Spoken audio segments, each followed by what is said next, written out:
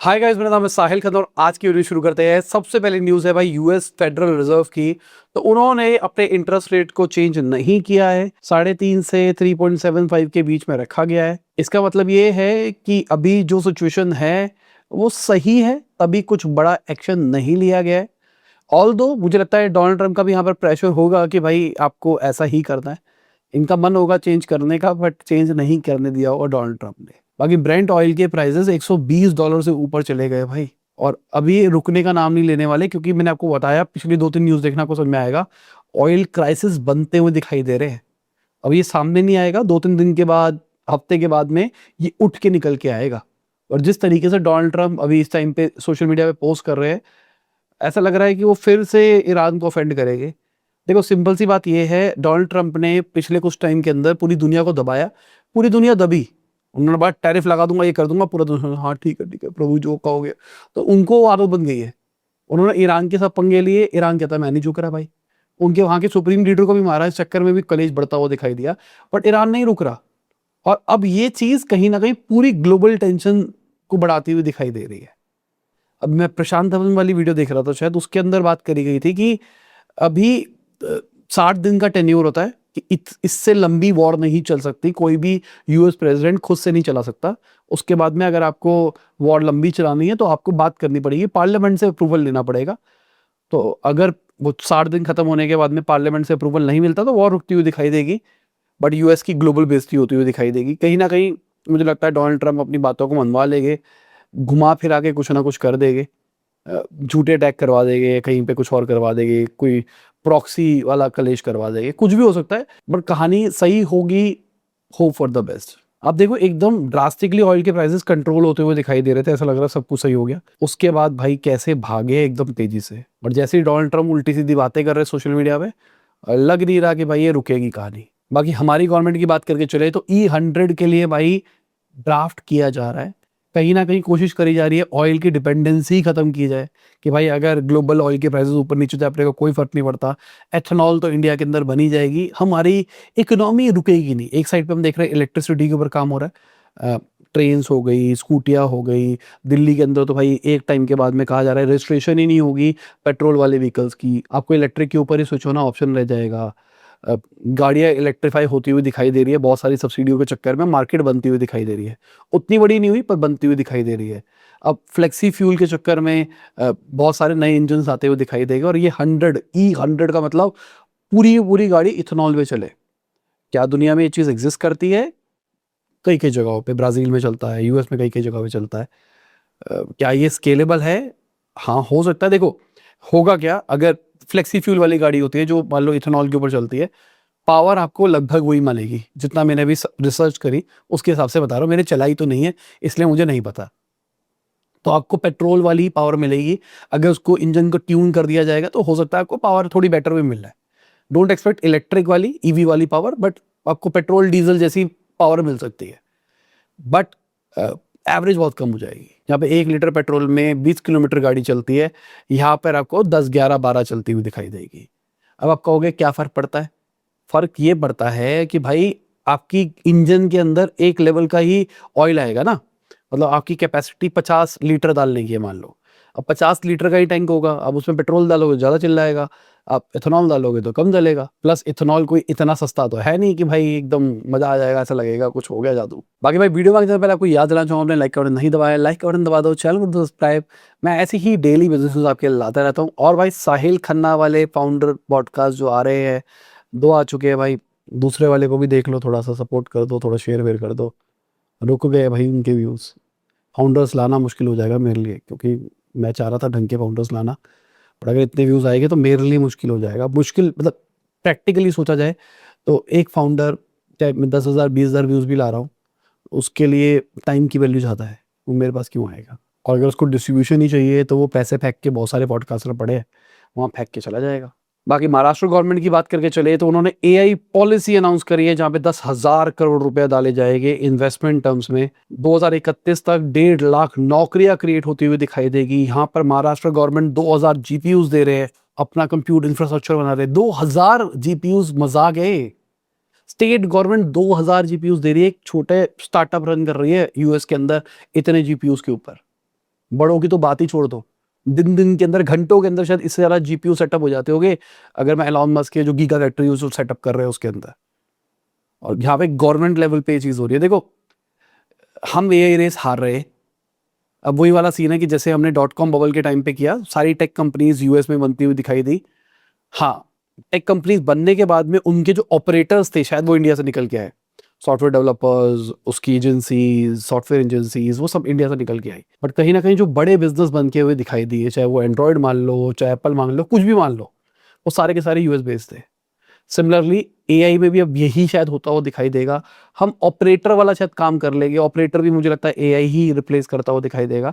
But हम operator वाला काम कर लेंगे, एजेंट को सेटअप कर लेंगे, एजेंट के सिस्टम्स को सेटअप कर लेंगे, एजेंट की ट्यूनिंग कर लेंगे, एमडी फाइल को सेट कर लेंगे। बट जो एआई मॉडल चलेगा, आइदर वो यूएस चलेगा या फिर चाइना वाला चलेगा, ऐसा मेरा मानना है। बाकी तो टाइम ही बताएगा, एकदम ड्रास्टिकली कुछ चेंज हो जाए तो बात अलग है।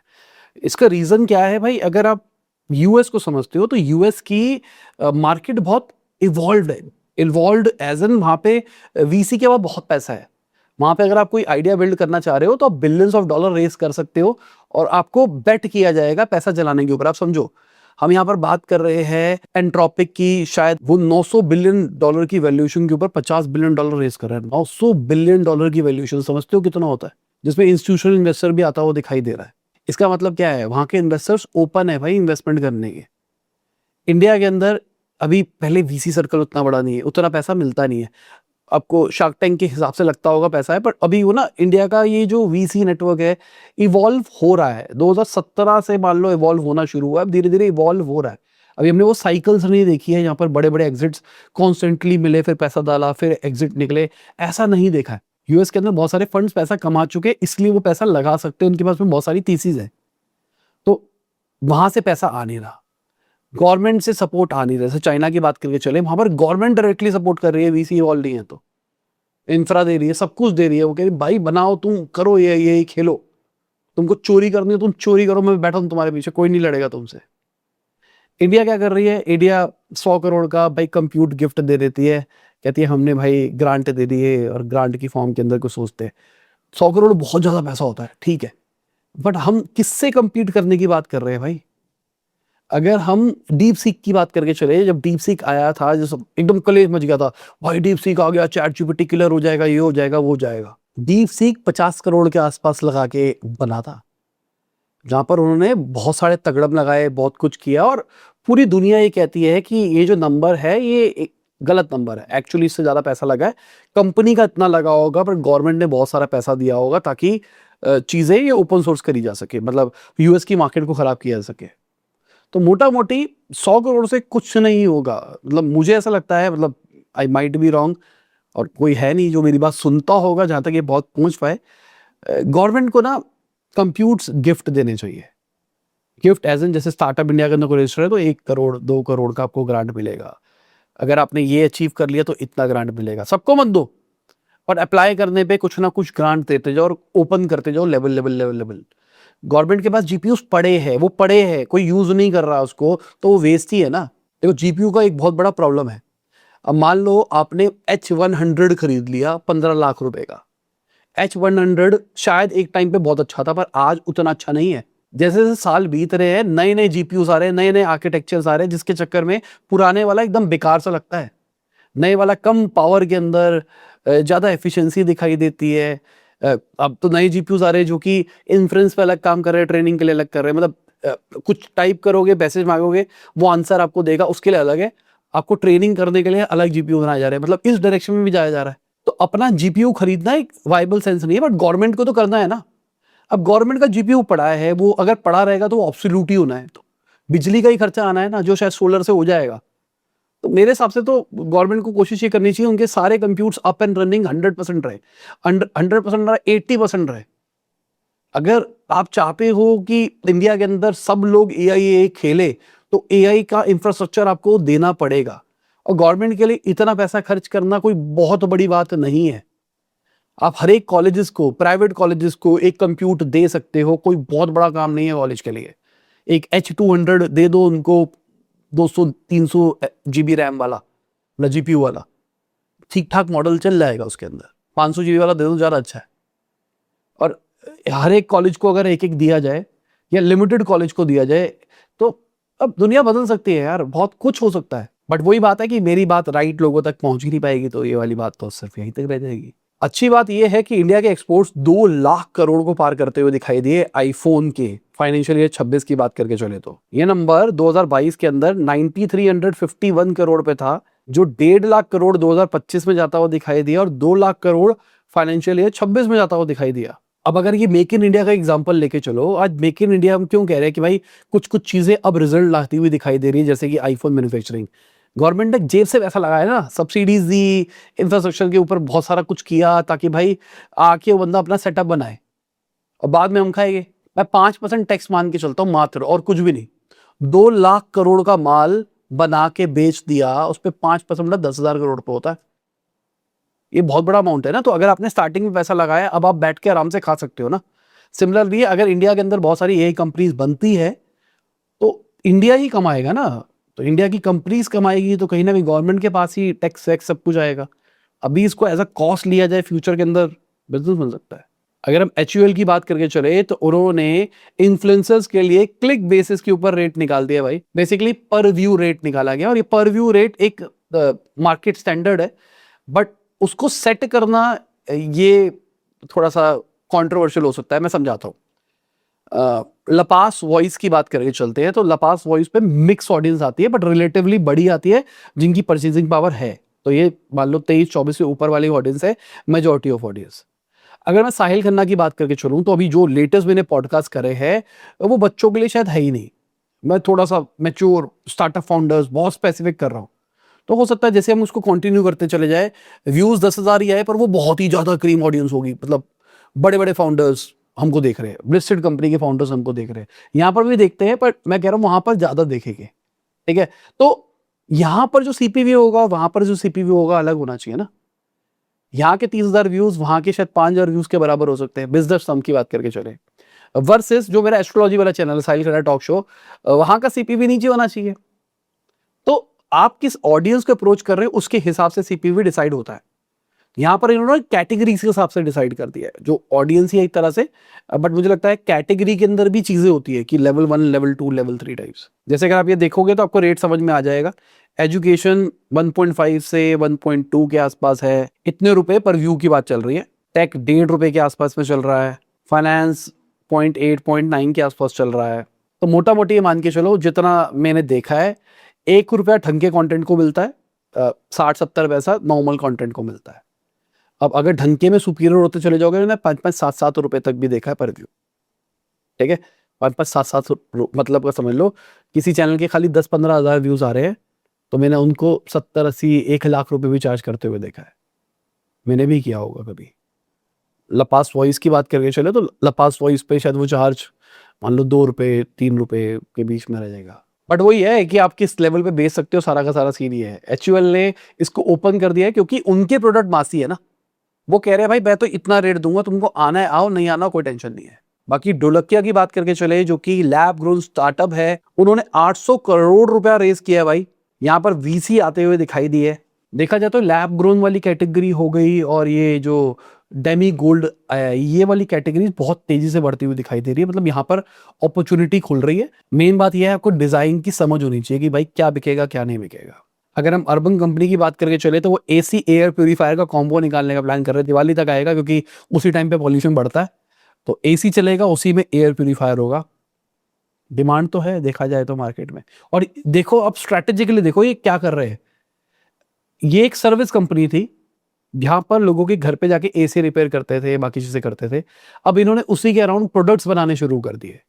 देखा जाए तो पहले भी प्रोडक्ट्स बनाए इन्होंने जैसे कि मान लो आप मालिश करवाते हो घर पे, तो मालिश कराने के लिए जो ऑयल आ रहे हैं इन्होंने किसी के साथ टाई अप कर रखा और अपना बनवा रहे हैं और वो बेच रहे हैं। तो प्रोडक्ट तो थोड़ा सा पहले भी चलता था, बट अभी ये खुलेआम अपने नेटिव ब्रांड के अंदर बहुत कुछ ला रहे हैं। RO ले आए, स्मार्ट लॉक्स ले आए, अब AC ले आएंगे, पंखे ले आए, मतलब कुछ भी ले आओ। बाकी ऑर्गेनन की बात करके चले तो वो सन फार्मा को $120 मिलियन देंगे अगर उनकी डील कैंसिल होती हुई दिखाई देती है। सन फार्मा ने इनको $11.75 बिलियन के अंदर खरीदा भाई। 103% का प्रीमियम दिया है जो इनका प्रायर शेयर प्राइस था उसके कंपैरिजन में। ठीक है, मतलब इनको सन फार्मा वालों को लगा होगी बहुत ही बढ़िया वैल्यू दे सकता है उनके ब्रांड के लिए, तभी किया गया होगा। बाकी एलन की बात करके चले तो उनका आईपीओ आने वाला भाई। फाइनेंशियल ईयर 25 की बात करके चले तो 3307 करोड़ का रेवेन्यू रिपोर्ट किया। प्रॉफिट की बात करके चले तो 41 करोड़ के आसपास किया, जो कि पहले 136 करोड़ का था। तो प्रॉफिट घटता हुआ दिखाई दिया है पर नंबर बढ़ते हुए दिखाई दिया है। आईपीओ आएगा तब देखेंगे। बाकी मुझे लगता है कि ये वाली जो कैटेगरी ऑफ बिजनेस है रिस्की भी हो सकता है, क्योंकि चाइना में ये पूरा पूरा एकदम खत्म होता हुआ दिखाई दिया था पूरा पूरा एक ही बारी में। इंडिया में नहीं होगा ऐसा क्रैकडाउन एडटेक के ऊपर खासकर, बट तैयारी वाली ऑडियंस मुझे नहीं समझ, मतलब ये एप्स मुझे समझ में नहीं आती। स्किल बेस वाला मुझे समझ में आता है, बट ये तैयारी वाला नहीं आता। ऑल तो बहुत सारे लोग तैयारी वाले हमको देखते हैं, बट मैं बोल रहा हूँ फिर भी। बाकी मेटा की बात करके चले तो 7% उनके शेयर्स घटते हुए दिखाई दिए Q1 के रिजल्ट्स के बाद में। अगर आप देखोगे इस टेबल को तो सब कुछ दिखाई दे रहा है क्या हुआ है। Q1 से Q1 को कंपेयर करते हो इस साल के पिछले साल से, तो नंबर भाई खराब होते हुए दिखाई दिए। इनकम भी कम हुई है, रेवेन्यू भी कम होता हुआ दिखाई दिया है, मार्जिन्स भी कम होते हुए दिखाई दिए। बाकी एक चीज बताता हूँ, कभी भी ना अलग अलग क्वार्टर्स को कंपेयर नहीं करना चाहिए कई कई इंडस्ट्रीज के अंदर। जैसे इनका Q1 क्या था, हमारा जो Q4 था इनका Q1 था, मतलब जनवरी से मार्च वाले की बात चल रही। जितनी भी यूएस की कंपनीज है उनका ये वाला वो कैलेंडर ईयर को देखते हैं, ठीक है। तो जनवरी से मार्च को आप कंपेयर नहीं कर सकते जो अक्टूबर से दिसंबर वाला क्वार्टर है उससे, क्योंकि वो फेस्टिव था, वहां पर बहुत छुट्टियां थी। चाहे इंडिया की बात कर लो, ग्लोबली बात कर लो, तो वहां पर सेल वेल एडवर्टाइजिंग सब कुछ ज्यादा होता हुआ दिखाई देगा। इस टाइम पे रिलेटिवली कम होता हुआ दिखाई देगा। तो कभी भी फर्स्ट क्वार्टर या इंडिया के लास्ट क्वार्टर को दूसरे क्वार्टर से कंपेयर नहीं करना चाहिए। ये अनफेयर होता है, नंबर खराब दिखाई देते हैं। अगर नंबर बहुत ही ड्रास्टिकली बढ़ रहे हैं तो दो रीजन हो सकते हैं कि भाई कंपनी बहुत तेजी से ग्रो कर रही है और पीरियोडिक नहीं है उनका बिजनेस, कि भाई इस टाइम बढ़ता है, इस टाइम घटता है, इस टाइम बढ़ता है, इस टाइम घटता है। या फिर अभी बिजनेस इतना छोटा है कि वो मार्केट कैप्चर करने के पीछे ही भागे जा रहा है। जैसे अगर हम गूगल की बात करके चले तो Q1 के उनके भी रिजल्ट आए हैं, बट उनके शेयर प्राइसेस बढ़ते हुए दिखाई दिए। यहाँ पर अगर आप देखोगे Q1 को Q1 से कंपेयर करते हो नंबर्स इंप्रूव होते हुए दिखाई दिए, बट Q4 को 1 से कंपेयर करते हो तो नंबर घटते हुए दिखाई दिए। उतने नहीं घटे पर घटते हुए दिखाई दिए। बट यहाँ पे जो इनकी नेट इनकम है भाई वो क्या है, ये बढ़ती हुई दिखाई दी है बहुत ड्रास्टिकली। ऑपरेटिंग इनकम $39 बिलियन के आसपास है, बट नेट इनकम $62 बिलियन के बाद जाती हुई दिखाई दी है। अब ये जादू कैसे हो गया, कोई एग्जिट किया होगा, कोई कंपनी की वैल्यूएशन वगैरह बढ़ती हुई दिखाई दी होगी, उसी की वजह से होता हुआ दिखाई दिया होगा। मेन यहाँ पर था इनके क्लाउड के बिजनेस को देखो आप। क्लाउड का बिजनेस कॉन्स्टेंटली बढ़ता हुआ दिखाई दे रहा है, चाहे आप Q1 से कर लो, 4 से कर लो, किसी से भी कंपेयर कर लो। अब क्लाउड क्या है, क्लाउड कोई साइक्लिक पैटर्न नहीं है कि अगर मैंने एक बार होस्टिंग ले ली है और मेरा बिजनेस बढ़ता जा रहा है तो मैं कॉन्स्टेंटली वो करता रहूंगा। यहाँ पे वो साइक्लिक नहीं है कि भाई फेसबुक ऐड दिवाली के टाइम पे बढ़ा देंगे और नॉर्मल के टाइम पे घटा देंगे। तो यहाँ पे अगर देखोगे ऑपरेटिंग मार्जिन भी थोड़ा सा बढ़ता हुआ दिखाई दिया है। दूसरी साइड पे अगर माइक्रोसॉफ्ट की बात करके चलूं तो उन्होंने $82.9 बिलियन का रेवेन्यू रिपोर्ट किया Q1 के अंदर, और यहाँ पे जो इनका क्लाउड रेवेन्यू है वो $49 बिलियन के ऊपर दिखाई दिया है। अब दैट्स अ शॉकर भाई, मैं आपको बताता हूँ क्यों। $49 बिलियन का Q1 का रेवेन्यू माइक्रोसॉफ्ट ने रिपोर्ट किया, जहां गूगल ने $20 बिलियन का किया। मतलब माइक्रोसॉफ्ट ऑलमोस्ट 2 टाइम्स है गूगल के क्लाउड से अगर देखा जाए। आप कह सकते हो गूगल का क्लाउड भाई बाद में आया है, माइक्रोसॉफ्ट ने अच्छी खासी मार्केट कैप्चर कर ली है, एंटरप्राइज काम भी है इनके पास में। बट अगर AWS से इसको कंपेयर करें तो भाई यहाँ पर चीजें हिल रही है। मतलब माइक्रोसॉफ्ट का एजर सबसे बड़ा प्रोवाइडर बन गया है, क्योंकि अगर मैं Amazon की बात करके चलूं तो इनके भी Q1 के रिजल्ट आने के बाद में शेयर प्राइसेस 6% घटते हुए दिखाई दिए है। यहाँ पर अगर कंपैरिजन वाइज देखा जाए तो नेट सेल वही वाला सीन है कि Q1 से Q1 बढ़ता हुआ दिखाई दिया है और Q4 से Q1 के अंदर डिक्लाइन दिखाई दी है। अगेन वही फेस्टिव वाला रीजन है कि फेस्टिव की वजह से ये डिक्लाइन दिखाई दिया है। मार्जिन टर्म्स में बात करके चले तो मार्जिन बहुत हेल्दी होता हुआ दिखाई दिया, एकदम ड्रास्टिकली बढ़ता हुआ दिखाई दिया है। तो इसको हम कहते हैं कि एक बहुत ही अच्छी चीज है। इनका जो EPS है वो भी इंप्रूव होता हुआ दिखाई दिया है। नेट इनकम अगर देखी जाए तो वो भी इंप्रूव होती हुई दिखाई दी है। तो ओवरऑल कहानी तो अच्छी दिखाई दे रही है। यहाँ पर आप देखो जो इनकी AWS वाली सर्विस है वो Q1 से Q1 कंपेयर करते हो तो बढ़ती हुई दिखाई दी है, Q4 से कंपेयर करते हो तो भाई चीजें और बेहतर होती हुई दिखाई दी है। और यहाँ पे एक चीज समझ में नहीं है Q4 में इतना बड़ा डिक्लाइन क्यों आया था, जो भी होगा। और अगर सारी कंपनीज को कंपेयर करके चले तो माइक्रोसॉफ्ट का एजर सबसे आगे बैठा है। अगर हम कॉग्निजेंट की बात करके चले तो 4000 लोगों को निकाल रहे हैं भाई, मतलब 1% अपनी वर्कफोर्स को निकालने का प्लान किया जा रहा है। और क्यों? क्योंकि रीस्ट्रक्चरिंग करनी है जी, हम कंपनी को रीवैम्प कर रहे हैं। बाकी उबर की बात करके चले तो वो होटल बुकिंग वाले बिजनेस के अंदर आ रहा है, जहां पर होटल की बुकिंग हो सकती है। बढ़िया, मतलब टाइप किया है इन्होंने एक्सपीडिया के साथ में। इसी चक्कर में 7 लाख होटल्स को वर्ल्ड वाइड इन्होंने 1 मिनट के अंदर लिस्ट कर दिया। बाकी मार्केट की बात करके चले तो मार्केट नीचे जाती हुई दिखाई दी है, 583 पॉइंट्स नीचे गई है। यहाँ पे अगर आप देखोगे एटर्नल्स ऑलमोस्ट 3% ऊपर भागा है भाई। हिंदुस्तान यूनिलीवर भी 2.5% भागता हुआ दिखाई दिया है। बाकी अब देख लो कौन रहा है ऊपर कौन रहा है नीचे। बाकी स्मॉल कैप, मिड कैप और मेन इंडेक्स तीनों के तीनों नीचे दिखाई दिए है। चलो बाय, गुड नाइट, शुभ, गुड हाफिज, गुड मॉर्निंग, गुड आफ्टरनून, जब भी आप वीडियो देख रहे हैं। जय हिंद, वंदे मातरम, दुआ में याद रखना।